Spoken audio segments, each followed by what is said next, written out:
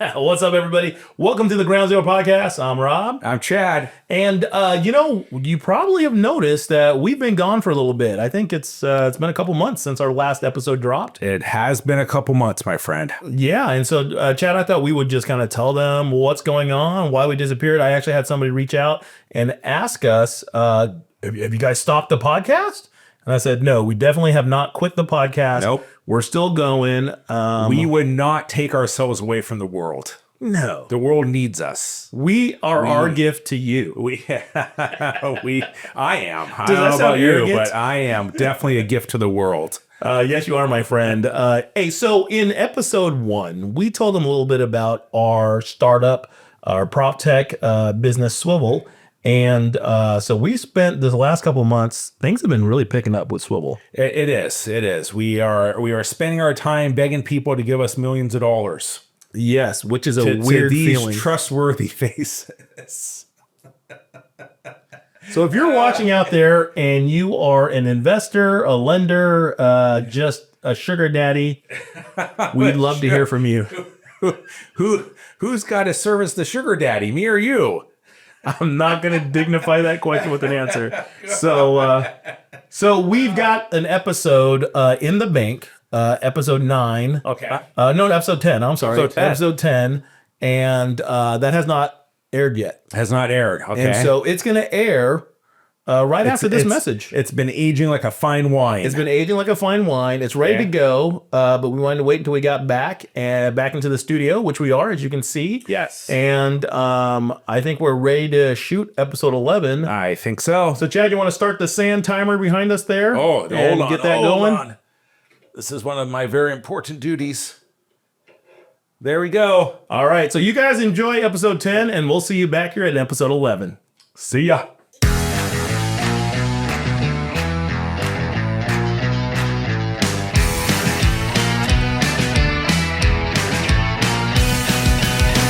What's up, everybody? Welcome to the Ground Zero Podcast. I'm Rob. And I'm Chad. And this is the only podcast that doesn't require tipping, but anything extra is always appreciated.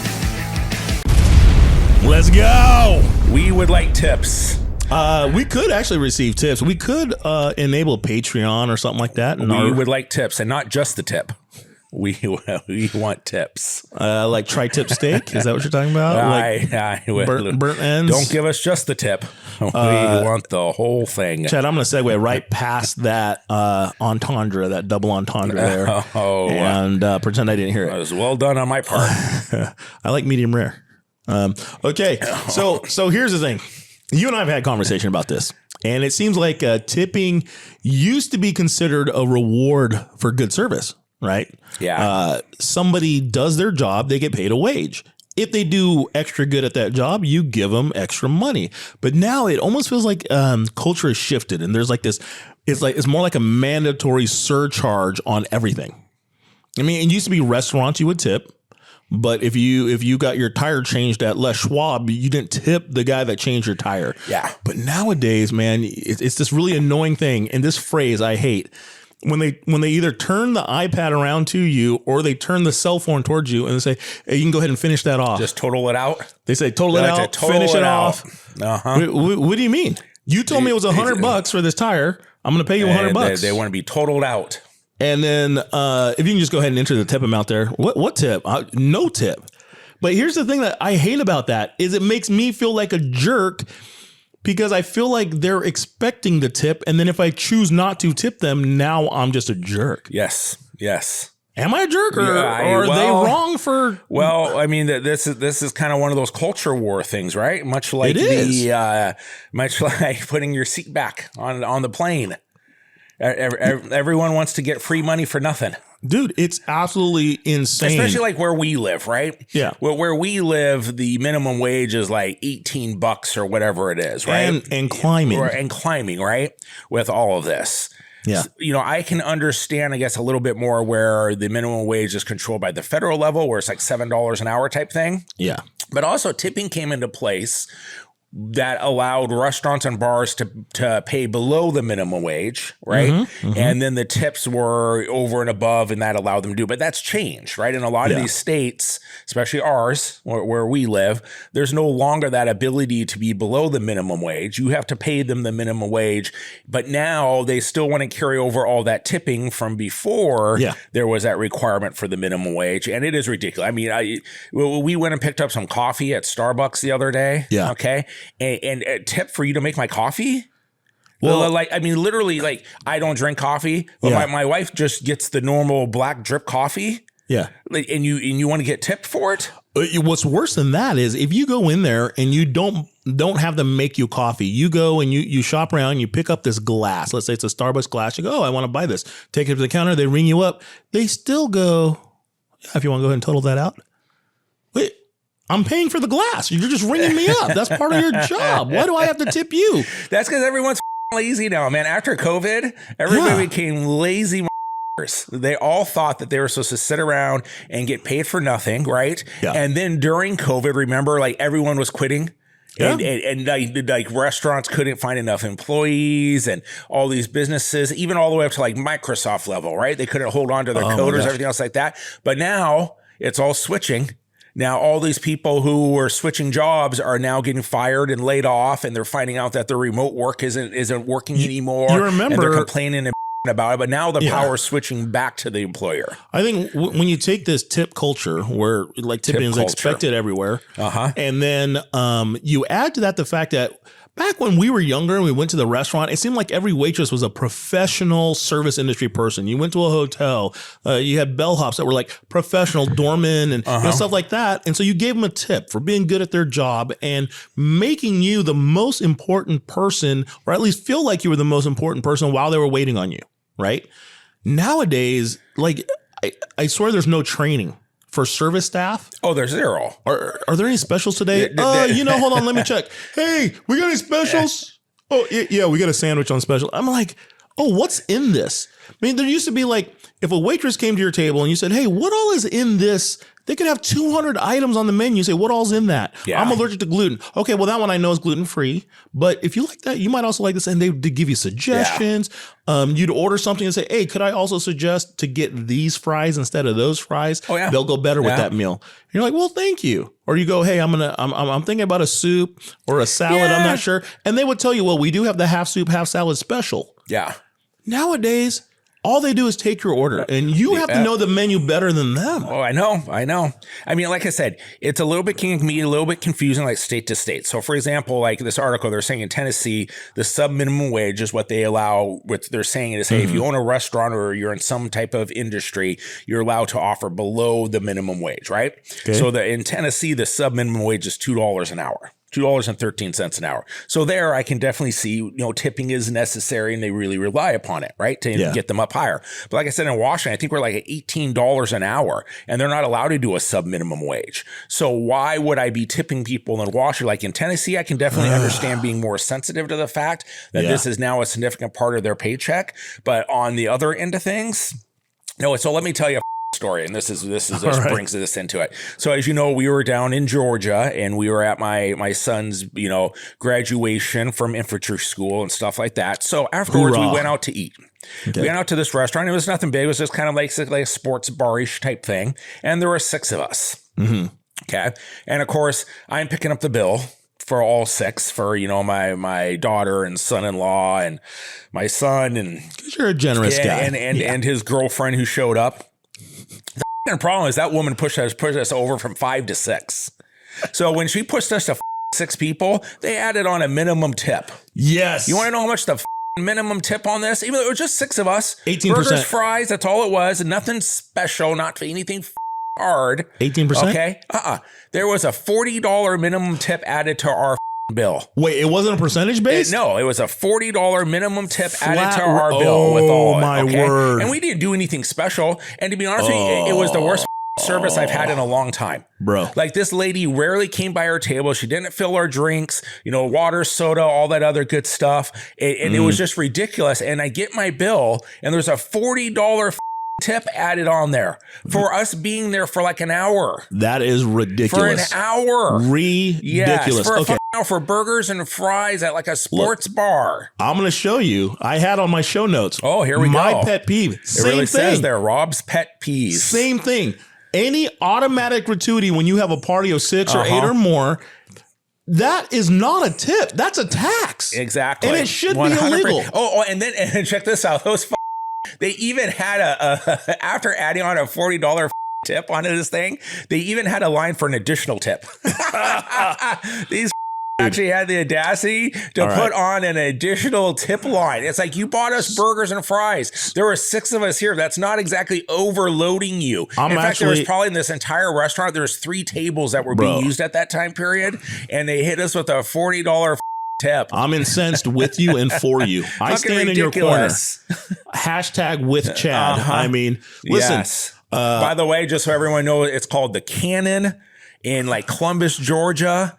And your food is good, but your mandatory tipping sucks, especially when the service was not good. Now, we went there the night before, just my wife and I, and it was really good. Like the food was good. The service was great. We had a great waitress. We're like, hey, we'll bring the kids back here before we fly out. It's all good and fine. But when you pull that on me, a $40 tip for subpar service, here's my thing. Here's my thing, right? If you have a party of 3 show up, and it's at $20 average per person, that's a $60 table. A waitress waits on them. She gets a 15, 20, 25% tip. Okay. Right. Assuming she does good service. Right. That same waitress waits on another table of 3, another $60, apparently more 20% tip. Why then, if they're all 3 sitting at the same table, is actually less work? Why do you have to then get the surcharge? And here's the crazy thing. Half the time that money's not going to the waitress. It's going to the company. What do they deserve that for? Well, I'll tell you what, for all this thing, and this is what people have missed. The tip is supposed to be based upon the great service that you get. And let me throw the other thing. It's called voluntary. It's a gratuity. Okay. Just like me putting my seat back on the plane, it's my choice, not yours. My body, my choice, people. You guys won't be able to tell this when you listen to the edited version, but the more hyped up Chad gets, the louder he gets. And I can tell he's pretty hyped up about this. It's so it's like I pay tips everywhere. Like I mean, it's like at the car rental place they wanted a tip. Like everyone wants a tip. It's like, do your job that you agreed upon to do for a certain amount of pay. And if you want over and above, you take in. Listen, I worked as a valet, right, in college. So I know how important those tips and stuff can be. But that's about taking care of people. And on the flip side of it is it's not guaranteed. And if you go into one of those jobs, you know it's not guaranteed. So stop acting like an arrogant like you have since COVID. And this is the funny part. Everyone who thought they were so irreplaceable during COVID, as much as I don't like to see what's going on with the job market and things are getting a little bit harder and harder for people. Absolutely. You deserve it because you thought you were irreplaceable. Guess what? Every one of us is. Every one of us is replaceable. Somebody sitting in the wings to take our place. So either do a good job or stay in your mom's basement and be there for the rest of your life. No offense to anybody who is living in their mom's basement. Again, if you're in your mom's basement and you're over 28, get the out.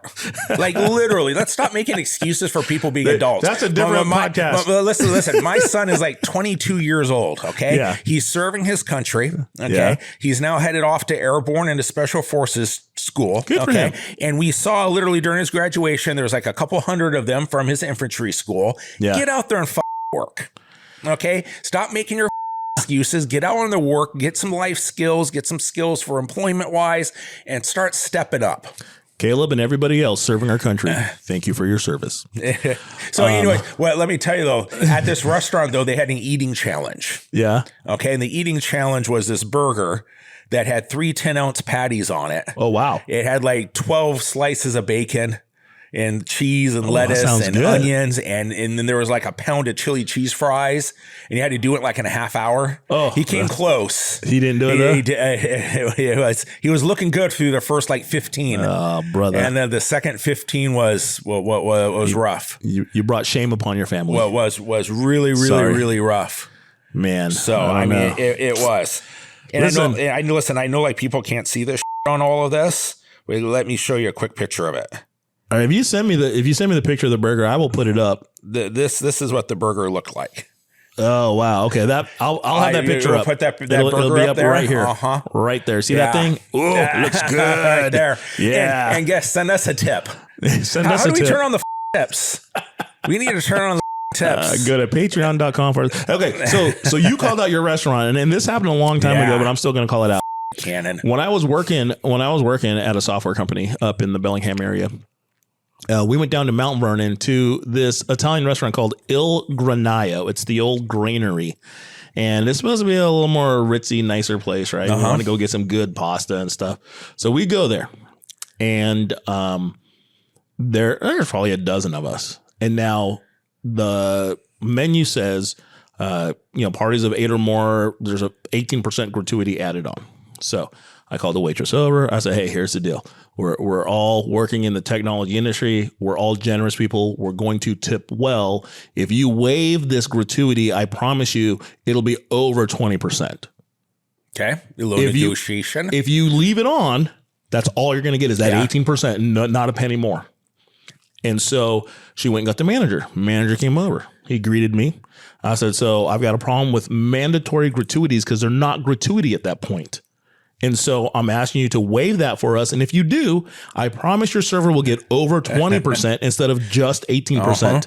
And he said, sir, it's our policy. It's our I said, policy. so you're going to deny her the opportunity to make more money because you have this policy printed on the bottom of your menu. And he goes, yes, sir. So I said, all right, that's it, man. I was a man of my word. She made 18%. Sorry. It's your boss's fault. That's just part of the deal. And I've never been back to that restaurant ever again. Yeah, it just, like I said, it just amazes me with that and how far it's gotten out of control where everybody. It is. And like I said, I've tipped $0.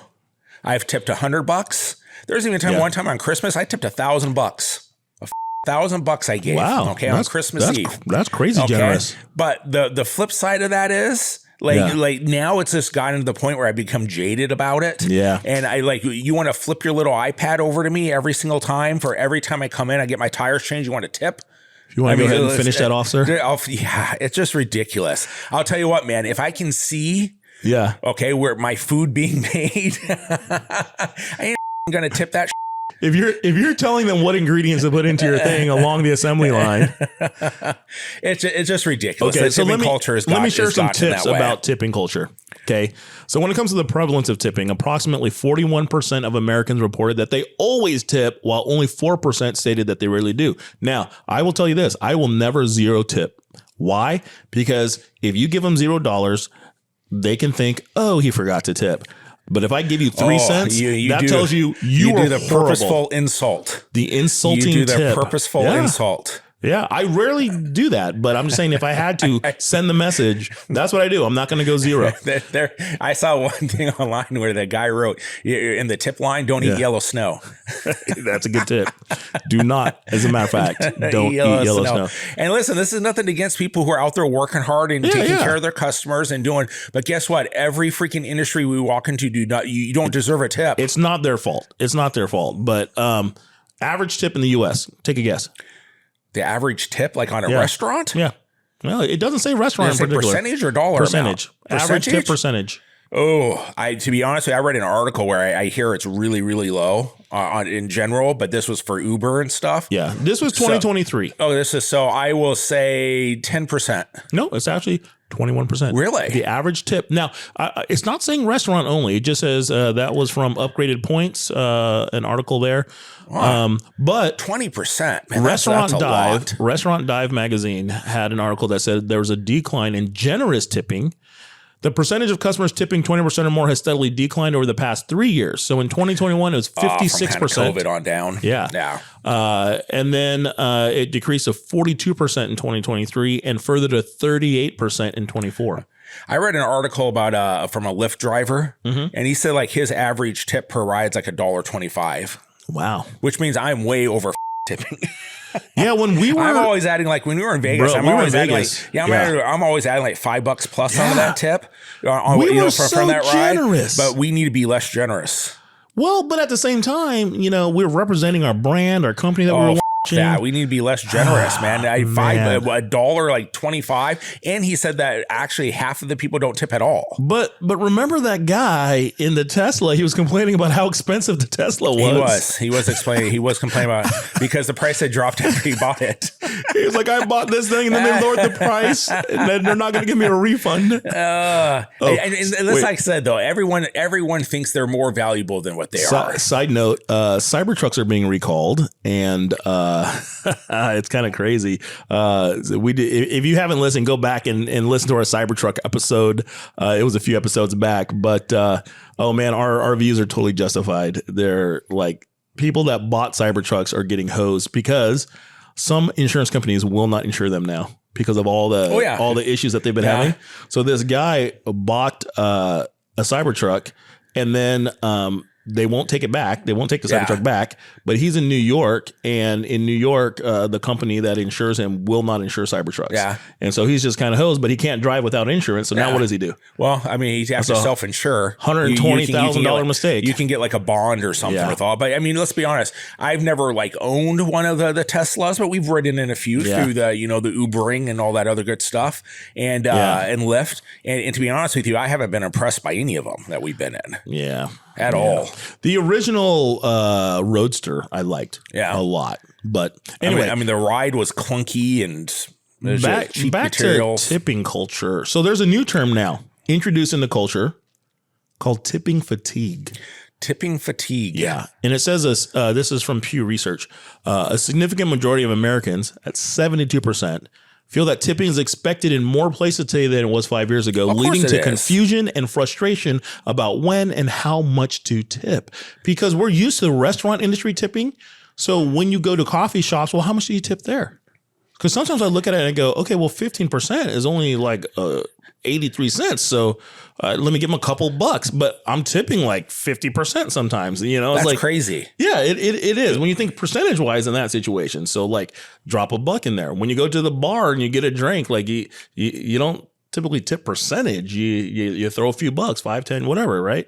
It's like Vegas. You throw a buck around. Yeah, right. So this was kind of interesting. You were talking about what the rising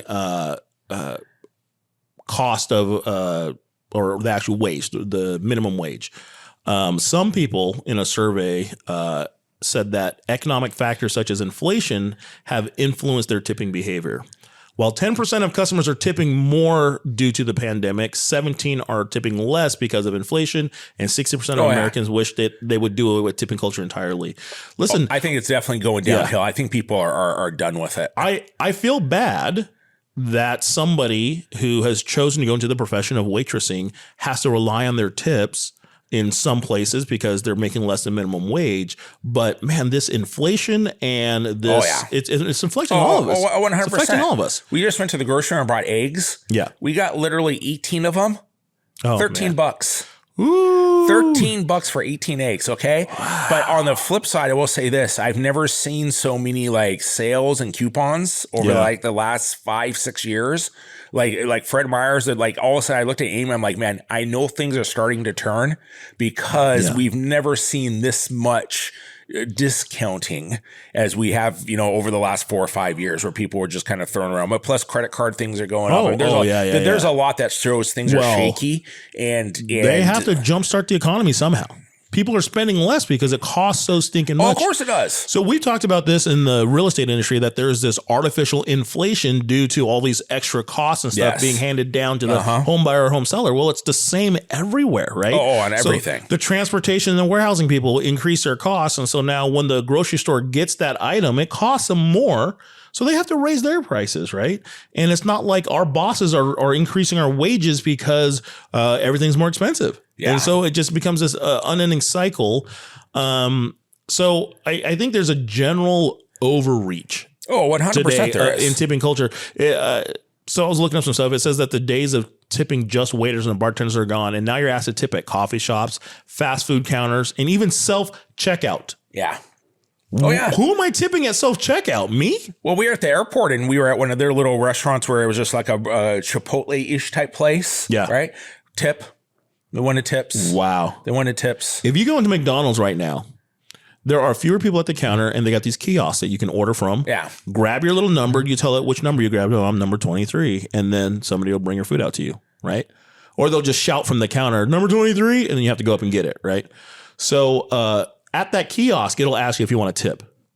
When you order in the app and you're going to drive through the drive-thru and pick it up from your McDonald's app, it asks you if you want a tip. Yeah, yeah.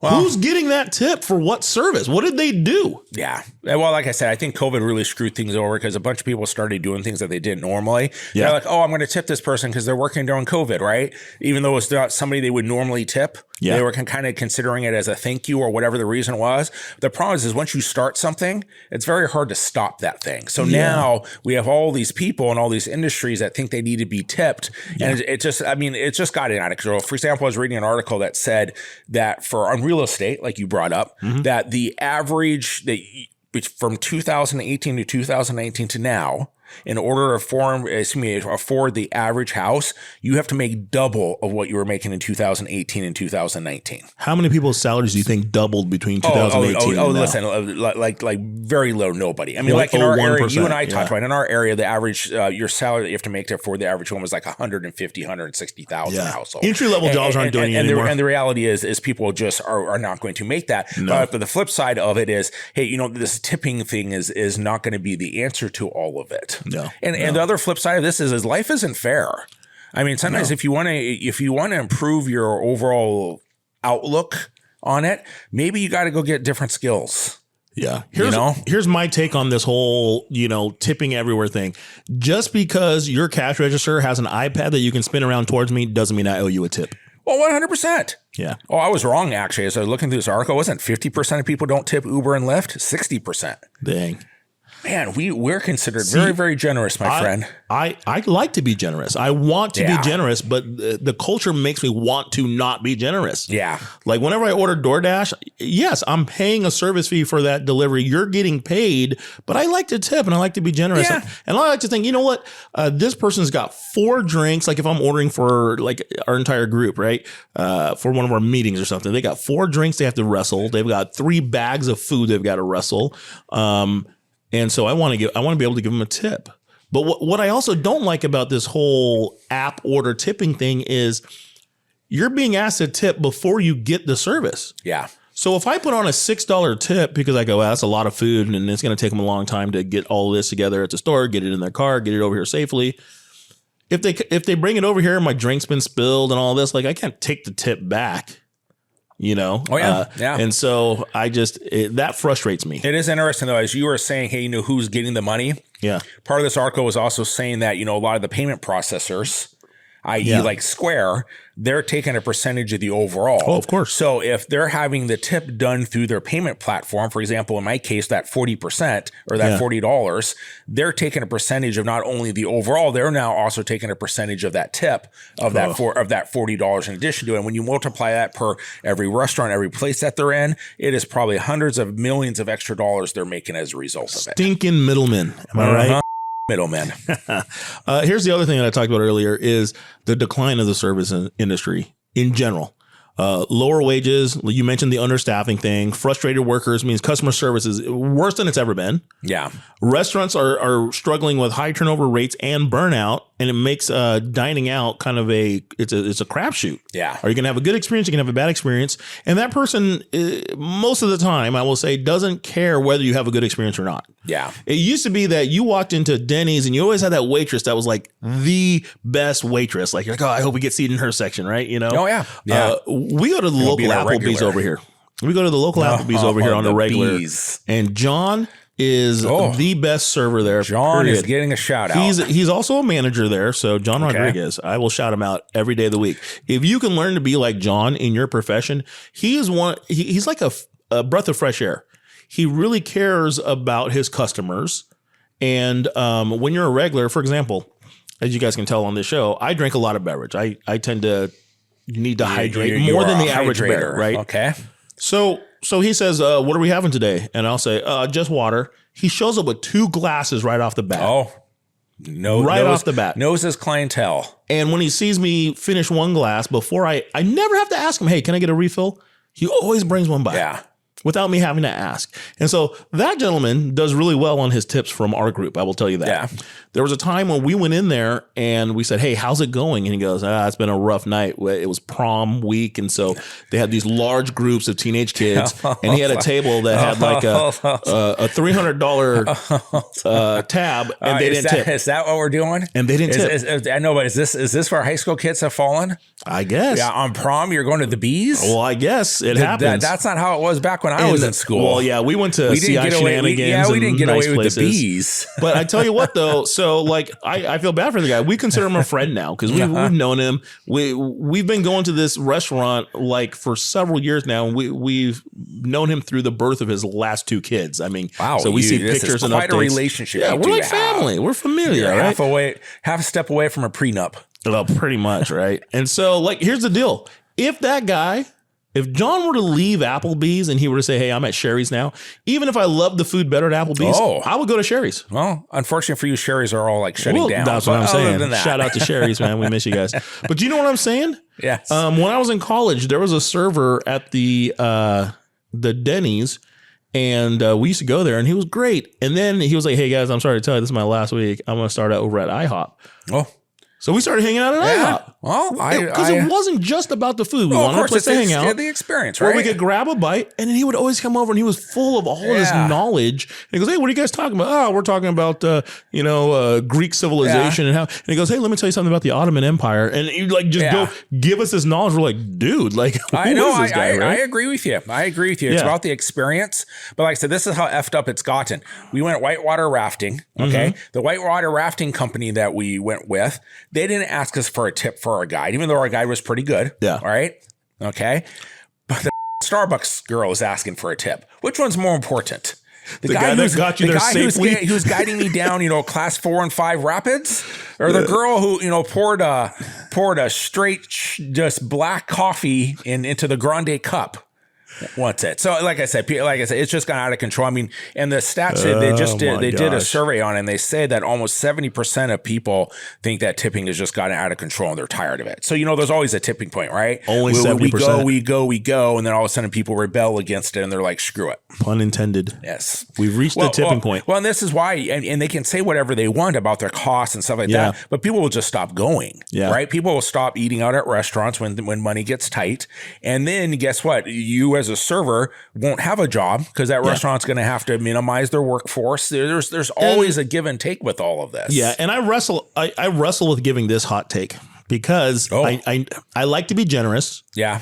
And while I will continue to tip generously, I do believe in this take. I actually, the premise of it, tipping is supposed to be for great service. It's not my job to subsidize your bad pay. Yeah. 100%. And I feel bad saying that in a way, but I mean, like you said, and I'm not trying to say that all waitresses don't have other marketable skills, but man, if you need to go back into school and learn how to program computers, whatever you got to do, I mean, here's one other thing. Yeah. This is the other thing they're slipping in now these days. Okay. Trying to get around the tip ID or whatever. Processing fee. Oh my gosh. I've been watching more and more of the vendors that I work with. All of a sudden they've determined that they can make an extra 25, 30, 40 bucks per job, whatever they're doing, by throwing in what's called a processing fee. Processing fee. At what point does the federal government step in and say, no, it's our job to tax people, not yours? It's just utterly ridiculous. So now they've changed it from a tip to a processing fee. And is it? Well, what that even means, and I know they're going to try to claim it's their credit card or whatever the deal is, but guess what? If you run a business and you're going to offer the payment plan or the payment opportunity of a credit card, you absorb that fee. That's your responsibility to absorb that. And that should be in your business plan in order to be able to do that. You don't just then try to pass part of that on. But not only they pass saying, listen, I'm not stupid. I know that processing fee is anywhere between 1 to 3%. So if you're hitting me with a 25, 30% freaking processing fee, you. I know exactly what you're doing. Yeah. You're padding your actual cost of what you're being paid. And I don't mind, honestly. I don't mind when I'm buying something, if it's $100 item and they say, hey, if you pay credit card, we're going to have to add 3%. I actually don't mind that because I understand that they're getting hit with that and they're losing money a little bit. Oh, I do. But when they go up above and beyond, I definitely can't stand that. Yeah, but this is the thing with the credit cards though. they're getting a clientele that normally wouldn't have purchased right then and there. Yeah, that's their benefit, if you're right? a cash only business. If you're only a cash only business or writing checks back in the old day, okay. But the reality is by offering the ability to be able to pay by credit card or debit card allows you to gain a customer now instead of gaining them in 6 months or not at all. So guess what? That has to be part of your business plan of understanding that you're going to make up in quantity maybe what you may be missing in quality as far as each one of those deals. What? Yeah, I could agree with your take on that. I could agree with your take. I could see it. I can see it both ways. By the way, I like your beard. Yeah. By the way, we have to throw that out there. A little short this time, people. You know what one of our bomb drops should be, whether you should grow that thing out or not again. Well, that really should be one of the next podcast. I know where my vote would go. Oh really? Yeah. What would your I vote got very be? strong feelings about your beard. What would your vote be? Well, I like this shorter look. Oh, really? I do. I think it makes you look a little more sophisticated, a little bit more, I'll listen to you a little bit more. Okay. All right. All right. I appreciate that. I already talked about my pet peeve of that automatic gratuity. And I will say again, $40. I'm still pissed. How do they get away with that? Because just because you write it on the bottom of the menu, it's okay. So as a realtor, if you were to just write on the bottom of your real estate contract that if they buy a house of $500,000 or more, you're going to add a 3% gratuity, would that fly? I mean, how could you get away with that? Yeah, and the thing is I probably could have argued it, but it puts you in such a bad position, right? Yeah. You're out there with your family. You're trying to, enjoy some time with your son who you haven't seen in 6 months. And it makes you look like a jerk. Like 6 months. Yeah. And to sit there and being put into that position, and they know it, and be put into that position of where you're enjoying this time, you're enjoying this meal with your kid who's serving his country, and you're proud of them. And then all of a sudden you get hit with this thing. Yeah. And what are you going to do? Argue in front of them? Or what are you going to make it an uncomfortable situation? You're flying out in 24 hours. You've only seen them for, 2 days in the last, half a year. So what are you going to do with it? So you just swallow it and take it good, but it's. Yeah. But it's not fair. It's not fair. It's like that comment could be taken more than one way. That's what she said. I feel like the culture is bullying us into just accepting this tipping culture. And that's why we're having this podcast. We're talking about this. We're having this conversation because I don't think it's right. I don't think it's right that the people who are pushing this tipping culture agenda are able to get away with it. I honestly do think that when you add a gratuity, it is no longer a gratuity if it's mandatory. You are either raise your prices or something. But at what point does the federal government not step in and say, hey, hold on, you can't just add taxes to things? Yeah, but this is the thing too, and this is already flipping around on them. Like Mickey D's on their end actually had, I think their same store sales actually dropped by 1.5%, 2%, which is a big deal, right? Yeah. With all people are just, it's getting too expensive. They're just getting tired of it. So, and this is what people don't understand. When you raise the entry level job prices, right? When you raise those salaries, things don't get cheaper. Okay. And things don't become more affordable because all the way up the chain, everyone else has to make more money. The doctor now wants to make more money, right? So as you can't bring your entry level jobs to your higher white collar jobs.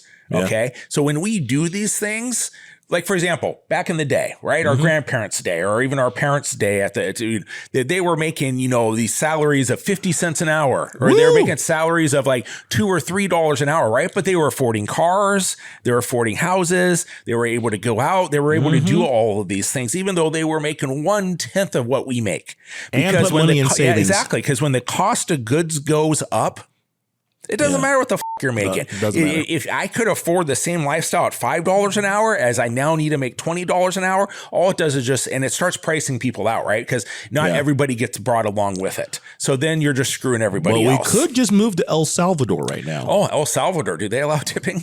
I don't know about that, but I know that the dollar is strong. Oh, we can get jobs down there. Yeah, I mean, maybe Belize. I go to Amherst Key, Belize. We can move to like somewhere where $2 US a day is a good wage. Yeah.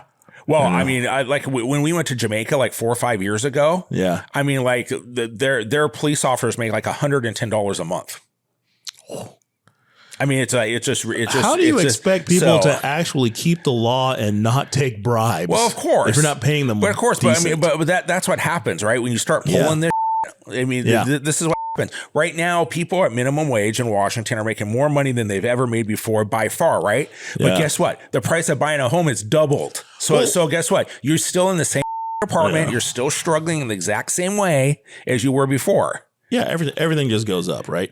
And so as a business owner, though, what a lot of people don't realize is if I've got somebody that's been working for me for 10 years, and they started at $12 an hour, and now they're making $20 an hour, or they've been getting dollar raises annually, right?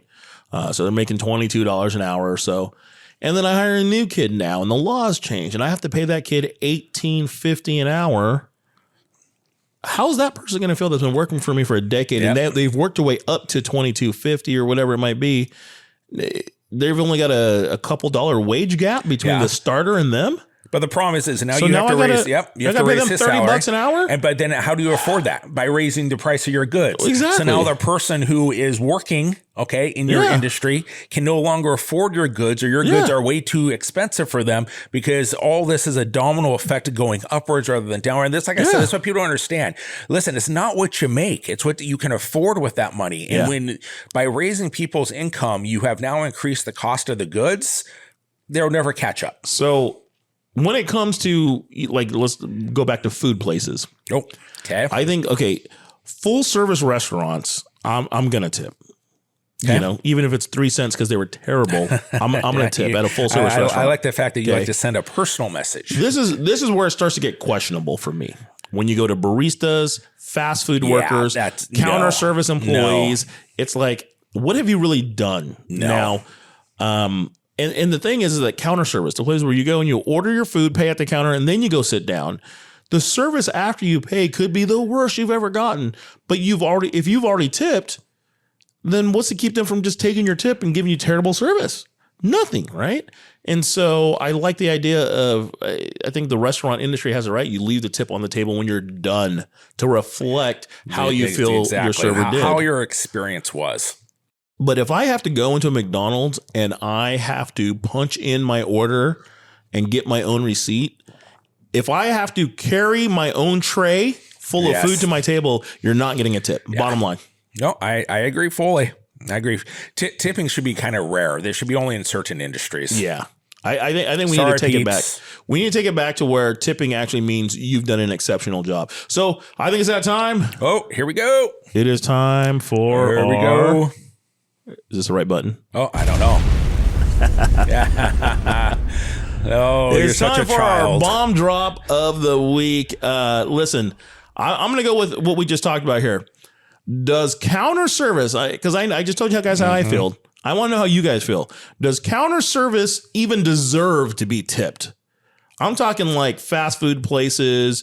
I don't care how good their food is, or even if it's more upscale food. We've gone and we've eaten at a local ramen place, right? Where you go and you order your stuff at the counter and you pay, and they bring you, and the food is good. It's top notch. The service is also great. But the fact that you have to pay up front at a counter, does that deserve to be tipped? Oh, what do you think, my friend? I think you should not be forced to tip before you get the service, period. Where do you stand on that? I agree fully with you. And listen, if it's like counter service, you shouldn't be tipping. Shouldn't be tipping. You shouldn't be tipping. If there's a waiter or waitress taking your order, bringing it to your table, et cetera, like that. But even then, it needs to be after. It needs to be based upon the service that you get. Agreed. Okay. So that was this week's bomb drop. Does counter service even deserve to be tipped? You can agree with Chad and I and be correct by saying, no, they do not deserve tipping.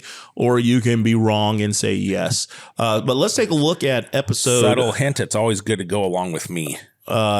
Chad will always 100% value his opinion over yours. I can guarantee you that. I'll tell you about my opinion. As you knew, I flew. Okay. Yeah. And I, put my seat back the entire way. Nice. Seattle to Georgia, Georgia to Seattle. We knew you would. And I didn't look behind and apologize. Jack.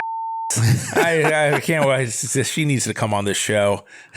Tell me I need to apologize to put my seat back on a 5-hour flight. I'm so sorry. Okay, so let's take a look at episode 1.08. Our bomb drop was... What was that one?